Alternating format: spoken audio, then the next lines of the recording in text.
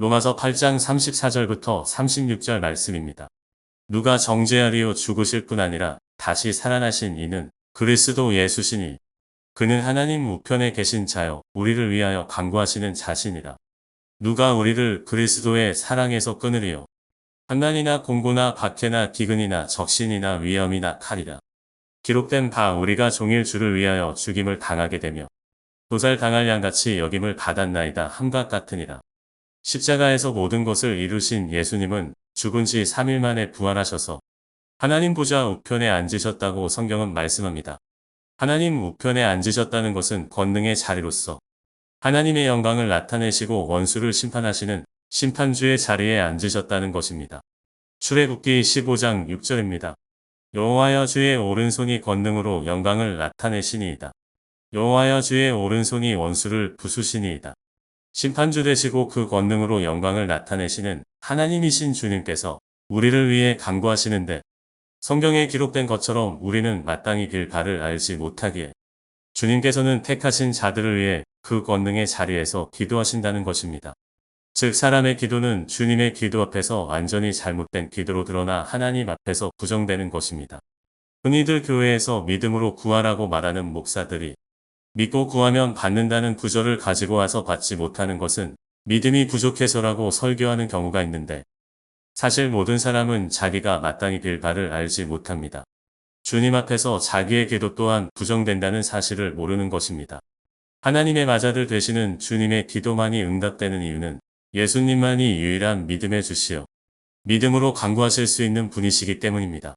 그러면 우리는 기도하지 말아야 할까요? 그 질문이 바로 지금까지 나의 기도 생활이 주님께서 주시는 힘이 아니라 자기의 힘으로 했다는 것을 증명합니다.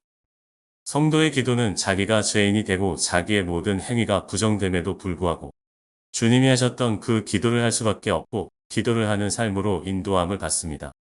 중요한 사실은 하나님 앞에 응답되는 기도는 하나님 우편에서 하시는 주님의 기도밖에 없는데 그 기도를 통해 우리를 그리스도의 사랑에서 끊을 수 없는 삶의 자리로 인도하신다는 것입니다. 그것이 어떤 삶입니까? 환난이나 공고나 박해나 기근이나 적신이나 위험이나 칼. 이 모든 상황에서도 주님의 사랑에서 끊어지지 않도록 하십니다. 그런데 사람들은 주님이 우리를 사랑하시고 우리를 위하시고 또한 우리를 위해 간구하시니까 우리가 주님을 사랑하고 주님을 섬기고 십자가를 자랑하는 삶에 있어서 어려움이 없어야 한다고 생각합니다. 또는 어려움이 있고 해방이 있더라도 주님이 그 모든 것들을 해결해 주실 것이라 생각합니다. 왜냐하면 말씀으로 주님이 누가 우리를 대적하겠느냐, 누가 우리를 정죄하겠느냐 이렇게 약속하셨기 때문에 정말 주님이 하시는 그 기도는 우리를 위해 일하시고 보호하시고 우리를 위해 응답이 되어야 한다라고 생각하는 것입니다. 그런데 사도 바울은 이 기도의 응답에 대해 시편 44편 말씀을 인용해서 이렇게 말씀하십니다. 기록된 바 우리가 종일 주를 위하여 죽임을 당하게 되며 도살당할 양같이 여김을 받았나이다 함과 같으니라. 우리가 하루도 쉬지 않고 매일 그리고 하루 종일 일생 동안 주님을 위하여 죽임을 당하게 되며 도살할 양같이 여김을 받았다라고 결론을 냅니다. 이것이 누구의 모습입니까? 예수님의 모습입니다.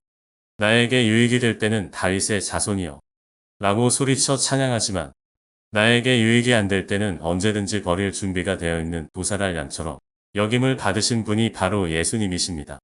그것이 바로 우리의 모습이죠. 그분이 그리스도이시라면 우리에게 분명히 우리의 삶 속에서 이익이 될 것이라 생각하고 믿고 있는 모습이 우리에게도 있기 때문입니다. 그러나 예수님의 나라는 이 땅에 속하지 않았기에 주님의 관심은 이 땅에서 살아가는 우리의 모습이 아닙니다. 그래서 우리의 어려운 형편, 사도들이 죽임을 당하는 그 현장에서도 주님은 그들의 목숨을 살리는 것이 아니라 이 땅에서의 삶을 처참하게 마무리하도록 내버려 두셨던 것입니다. 우리는 시편에 기록된 대로 주님을 올바로 찬양하고 높이고 경배하면 주님이 우리의 행위를 보시고 기도를 들어주실 것이라 착각하기도 합니다. 또는 주님만 의지하며 그분만을 굳게 믿으면 어떤 질병의 고통이나 환경의 어려움에서 구원해 주실 것이라 생각하기도 합니다. 그러나 우리는 그 기도 또한 십자가 앞으로 가져가야 합니다. 그리고 그것이 바로 나의 유익을 위한 마귀의 기도였음이 들통나야 되는 것입니다. 예수님을 따르려면 나를 부인하고 따르는 것이기 때문입니다. 여기에서 나를 부인한다는 것은 내가 옳다고 생각했던 나의 모든 행위도 포함이 됩니다. 주님이 겟세마네에서 기도를 하시고 할 수만 있으면 이 잔을 옮겨달라고 기도하셨지만 하나님의 권능의 오른손은 예수님이 십자가에 못 박히시는 자리로 역사하신 것처럼 예수님께서 우리를 위해서 간구하시는 기도의 응답도 주님과 함께 죽는 십자가의 자리로 역사하게 된다는 것입니다. 우리의 기도가 우리 뜻대로 응답되지 못하는 이유가 바로 이 때문입니다. 인간은 선악과를 먹은 그 순간 생명에서 끊어져 그 아비는 마귀가 되었습니다. 그래서 성경은 주님에 대해 기록하고 있지만 말씀을 제대로 볼 수 있는 눈이 없는 모든 인간들은 그 모든 말씀을 자기를 위한 말씀으로 해석하는 것입니다. 내가 회개할 테니 내 부탁을 들어주세요. 이것이 바로 유대교입니다. 그리고 그러한 메시아를 기다렸던 자들이 바로 예수님을 죽게 한 것입니다. 그게 우리 모두의 모습이라는 것입니다. 주님이 주시는 응답은 매일 죽임을 당하게 하시며 매일 도살당할 양같이 역임을 당하게 하는 것입니다. 이것이 주님의 기도 응답입니다. 이것을 다른 말로 하면 그리스도의 사랑에서 끊을 수 없다가 되는 것입니다.